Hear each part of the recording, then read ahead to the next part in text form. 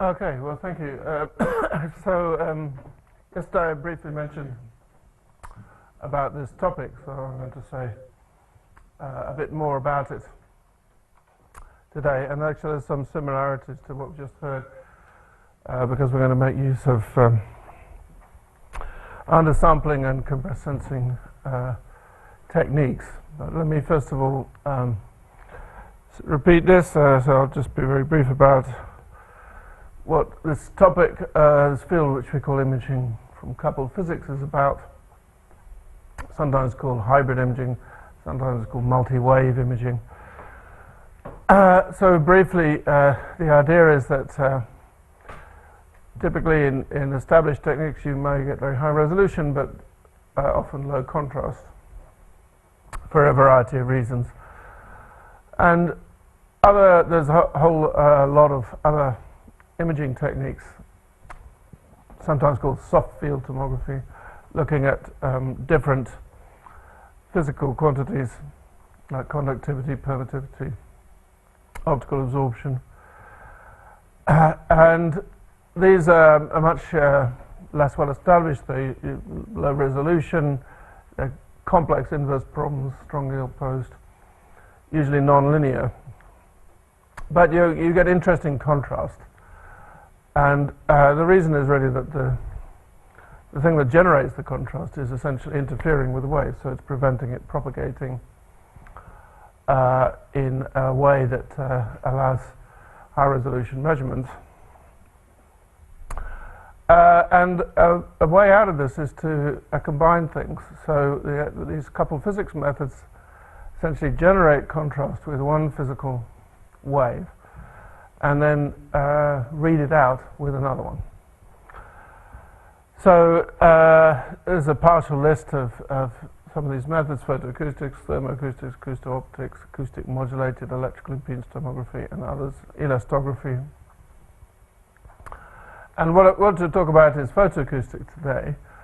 And in this case, what you're doing is putting light in, so you're generating contrast through the absorption of light, but you're measuring where that contrast is created using sound. So this stylized picture seems quite popular. You push in a pulse of light, a short pulse on the nanosecond scale. It propagates through a process of scattering and diffusion, loses resolution, but where it's absorbed, it deposits energy. The energy, because it's a short pulse, the relaxation time is too long to dissipate the energy through thermal relaxation. Instead, it's converted to sound energy, or partially converted to sound energy. Analogously to the generation of thunder from a strike of lightning. So if lightning occurs, generates expanding wave, and if you know the speed of sound in air, when you hear a peal of thunder, you can tell how far away the lightning was. And if two or three people coordinate their measurements, they could pinpoint where the lightning occurred without actually having to see it. So this is the idea in photoacoustics, except the energy scales are very small. The amount of deposited energy is in the microjoules region. The temperature rises in millikelvins. But because it's a sound source and it's broadband, a sensitive enough transducer array can detect it. There's no background sound that's above which you're trying to measure, though it's spoiling the signal to noise ratio, so it's just a source reconstruction. And then there are two main mechanisms going on. The optics is generating light, scattering heavily through tissue, essentially can be almost described by diffusion. It's absorbed, so the energy deposited is the product of the light fluence, just the density of photons and the absorption coefficient. And it's multispectral because the source of the light that you push in can be tuned. You use a laser, So it can be tuned, and we're particularly interested in this near-infrared region where the attenuation, the motor extinction coefficient of light drops when you move into the near-infrared. So in the visible part, you're extremely opaque, which is how we happen to see each other. But if you look into the infrared, you're a little bit more transparent, sufficiently more to make a difference. And so then there's an instantaneous deposition of energy. This is multiplied by a conversion coefficient called the Greenhouse parameter, and that forms an instantaneous sound source. So we call that the initial pressure at time t0, and this generates acoustic waves. And then a homogeneous sound speed medium, those would be spherical waves. And then on the boundary you have a transducer array that detects that sound. And so from the point of view of modeling, we just model this through a wave equation. Did I miss out one? Oh, I think I have these in the... Okay, never mind. I think I want this one first. Put them in the wrong order. The first, the acoustic wave propagation in a heterogeneous medium, you can describe it in terms of three equations: momentum, conservation, mass conservation, pressure, density. And if you remove terms, simplify the system into a second order system, and if you then further look and you say that the density is constant, the sound speed is constant, we just get the constant hyperbolic wave equation. But in the heterogeneous case, we can be described in this way as well, and we can solve this efficiently using time marching methods and pseudospectral representation for the spatial derivatives. And so, sorry, I meant to put this one. So then, from a mathematical point of view, we are solving this wave equation with an initial pressure given by the deposited energy, initial change in pressure 0. And what you measure is then the sound speed on a surface as a function of time. And you only have to measure for sufficient time for the waves to propagate out of the system. So that's our initial pressure at time t0. We generate expanding waves that we measure on this surface. So at each point on this surface, you measure a time series. So we're going from a two-dimensional distribution of space to a function on a manifold as a function of time. So we preserve the dimensionality of the data. And then there are many ways to do the inverse problem, but one of the neatest ways is time reversal. You solve the same equation, which is self-adjoint, and you put now the initial condition, the measured data, on the same surface. And we have a condition that the end point, if you reverse in time, we get back to an initial pressure of 0 and an initial change of pressure of 0. And so that means that if we now, on this measurement surface, the waves propagated out, now they're going to propagate back in. So each wave is generating spherical waves. Some of it goes out, which is lost, it doesn't matter. And the rest recombines, and when it comes back to the initial time, it reconstructs the original image. And the theory says that if you have measurement on a complete surface with infinite precision, then you get an exact reconstruction without any errors. But of course, we live in the discrete world. We have partial surfaces, and we have discrete detectors in some sense, or we have to discretize our measurements in some sense. Anyway, the literature reveals a lot of activity in this area. So there are all kinds of systems. This one has a focused detector, so it localizes the detection with an optical acoustic focusing system. This is a hemispherical detector used for breast imaging. There's a kind of C-arm, a rotating C-arm. This is the one I'm going to describe, which we have at UCL, which uses a particular kind of measurement device. It's not actually a discrete set of transducers, but it's a sort of analog system using a interferometer. And the interferometer can then be scanned at arbitrary precision by reading it out with a laser. I'll show you that in more detail in a moment. And these are the kinds of images that one can get. You can get very nice high-resolution images, multispectral information, and the scale is a few millimeters to a centimeter or so.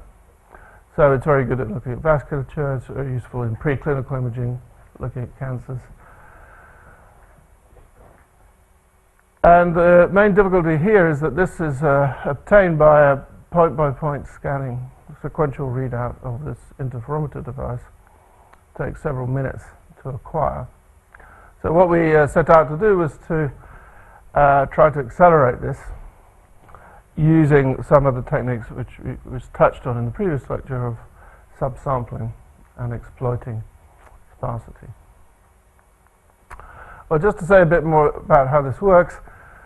So this is an interferometer device. So the idea is you have two mirrors with a spacing in between. The arriving sound pressure is varying the thickness. And you send in an interrogation beam. The interrogation beam is in the microwave part of the spectrum, so it doesn't interfere with the actual sourced laser that you'd be interested.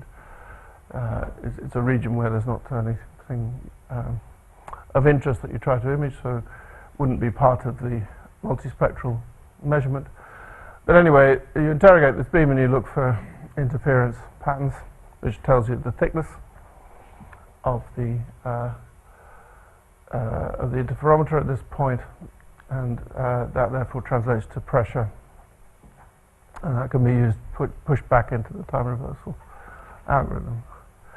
So this is done with a XY scanning system, and as I said, is relatively low. But it does have the advantage that you can focus it arbitrarily closely. Provided you wait long enough, you can focus the laser and you can measure with very high resolution. And the resolution you get in 3D is a kind of mixture between the resolution in time and the resolution in space and the resolution in time. So it has to satisfy a dispersion relation, but roughly speaking, you can recover the 3D spatial resolution commensurate with the 2D spatial resolution, because the time resolution is usually higher than the Nyquist sampling rate. So it's quite slow, interrogates all the pixels, but it's not really fast enough to do video imaging. So the idea is that we want to take the ideas from compressed sensing, and instead of reading out with a point-by-point scanning, read it out with a set of patterns. So let me. Well, these are just some calculation of what the number of detectors you need to acquire a certain resolution, just to satisfy Nyquist sampling rate. Let's move on. So this is the scanning method that we have used up to now. So now if we think of a generalization, this is the pressure arriving on the detector, and we just our measurements correspond to just applying a pattern of 1 on every point. So it's like an identity matrix, so it's not really a compression at all. But if we replace this with a set of patterns, and then we sum these patterns optically, it's equivalent to getting this summation of the spatial information, encoding it into a set of measurements. And the idea, of course, is that you use many less patterns than you do numbers of pixels. Just exactly the same way that the Rice single pixel camera encodes image information efficiently. So in order to do that, we want to do this in an analog way, so we just make use of summation by a lens of the patterns produced. So measure in the broadness, you need to generate the patterns and to do the summation.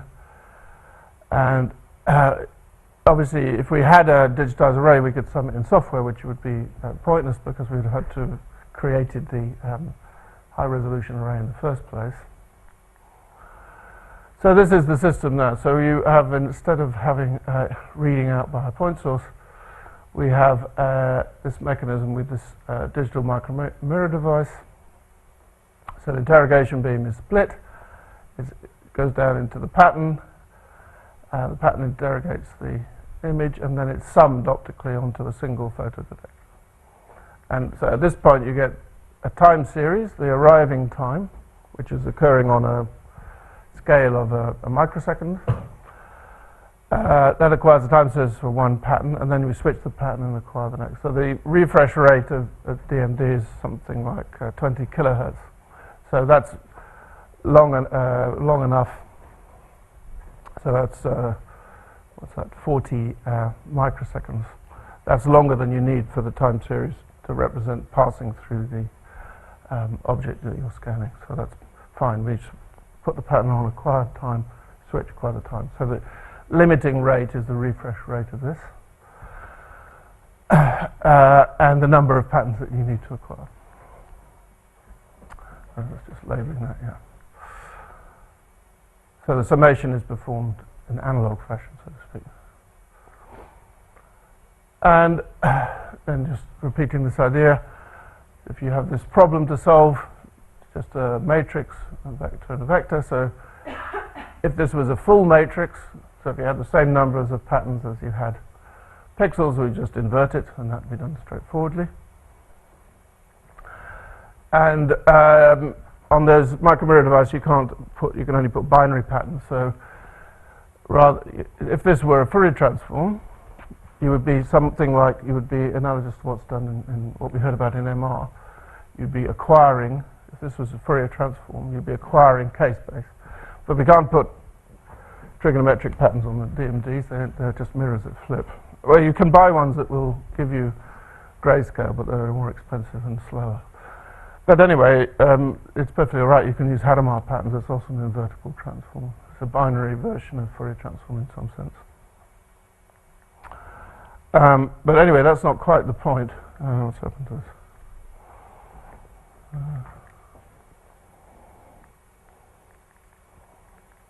Got stuck. Okay, never mind.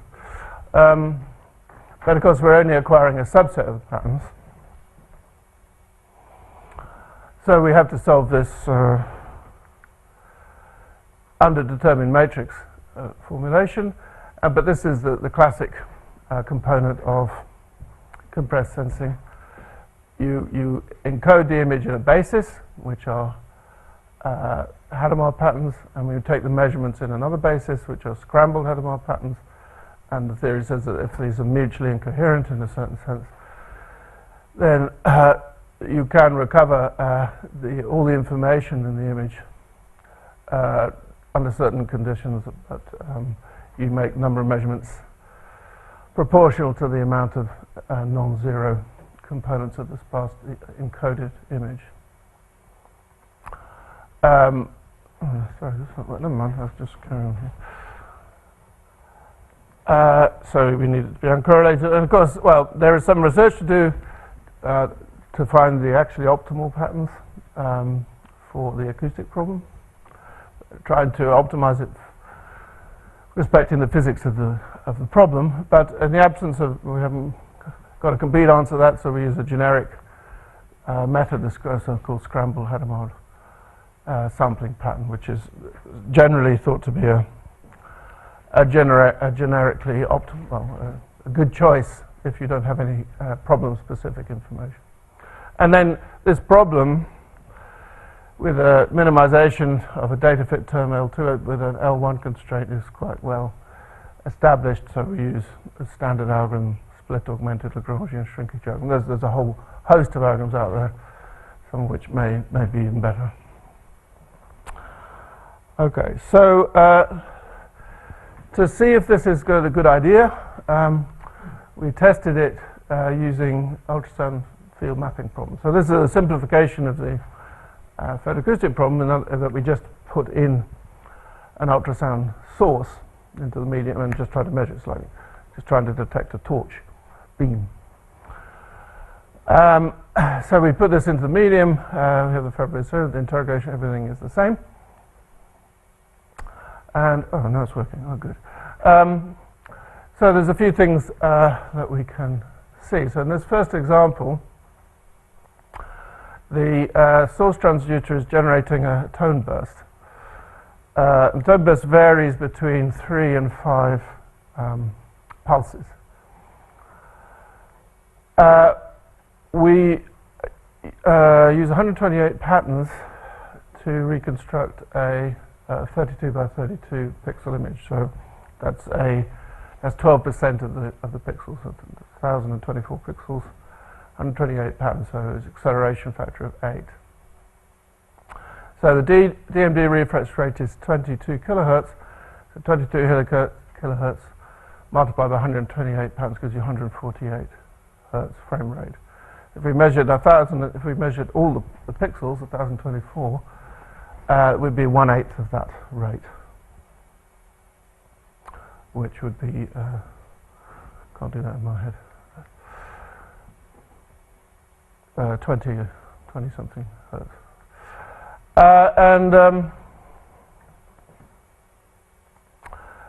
Okay, so the point is that each frame of the image is XY on the image space in the time series. The time series is fully acquired. Okay, so let's see how this goes. So on the left we're using no compression, so we're using just single pixel patterns, and on the right this compression, this is now with 256 patterns.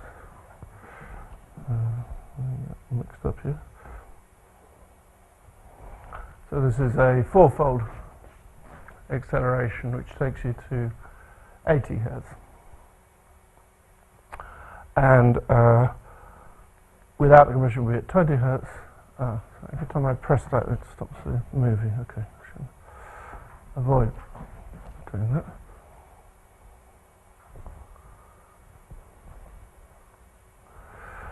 Yeah, so the point to notice is that the tone burst is operating at 50 hertz, so 20 hertz is well below the Nyquist rate. And we see in the uncompressed image that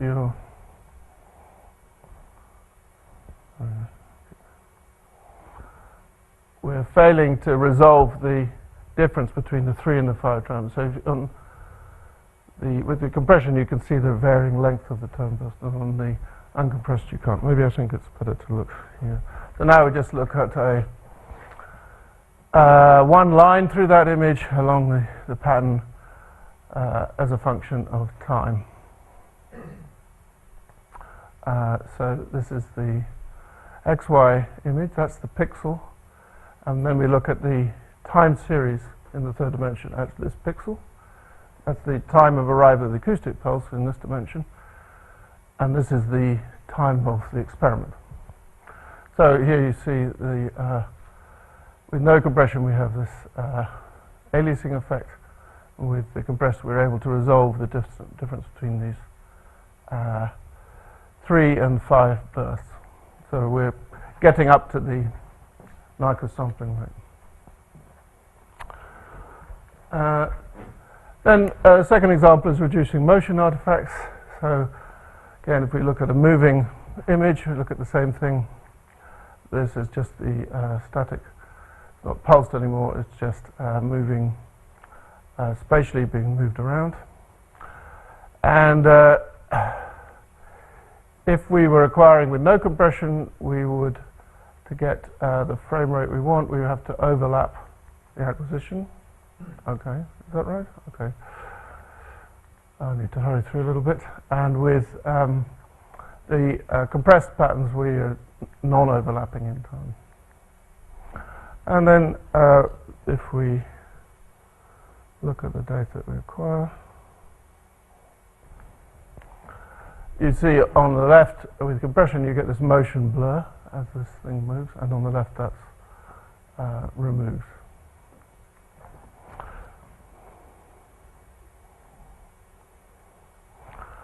Okay, so this shows that high frame rate ultrasound field mapping using this interferometer detector and compressed sensing is viable. So we use kilohertz laser pulse repetition rates, and it suggests its potential to give 3D photoacoustic images, and the calculator suggests this can be done at 10 hertz. But the question is whether we have sufficient sensitivity for photoacoustics. So this we just did a offline reconstruction of previously acquired photoacoustic data. So this is photoacoustic data of a phantom, which is just a tube filled with ink. So the ink's absorbed by light, gives a strong contrast. And these are the 3D reconstructions that we get. And then we just reduced it by processing the data with the patterns after acquisition. And then we get essentially the same image quality. And with 20%, that's five-fold acceleration. You see they get this classic thing in breast sensing where we trade off the aliasing of the subsampling into some noise in the image, which is less disturbing, it's less artifactual, so it's less disturbing to the human vision system. So the future steps are, we want to do, as I mentioned in the previous talk, we can achieve greater sparsity by exploiting space-time. So we will do similar things I was mentioning, varying the pattern set as a function of time to fill up the spatial temporal acquisition. So this is an analogy of what in MRI is called KT methods. If you, because MRI really does acquire in K-space because of the physics of MRI. Here we could choose any kind of encoding. So it's like Hadamard space, HT. But the idea in those methods is that you acquire at one point in the time series one set of samples in that space, and then we move that through time. And we're applying this to a fetal surgery project. We use a miniaturized Fabry-Perret detector on the end of an endoscope and read out the patterns with a coherent fiber. Okay, so I'll stop there. Thank you very much.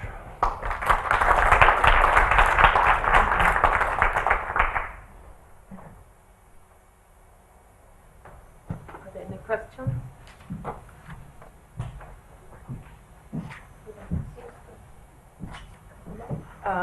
So when you do the spatial temporal sampling, is the idea then that you make the temporal sampling dependent on what you have done in the past?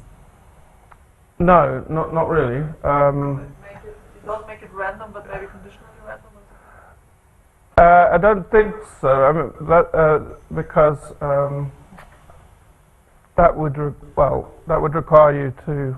That would be like an adaptive technique where you were kind of focusing in on things based on what you'd already seen. But that's not the approach normally used in those methods. Normally, it's a general method that you're just trying to fill up the let's call it HT space, such that as you go through a certain amount of time, you've covered the entire space. So that if you ignored time, you'd have a high resolution sampling. And then you just exploit the fact that you expect there to be relatively few temporal variation components. So it can be that spatial temporal matrix will have low rank. That's the idea of those. The adaptive method might be interesting, but that's harder. I don't know exactly how to do that. If you have some ideas, let's discuss it.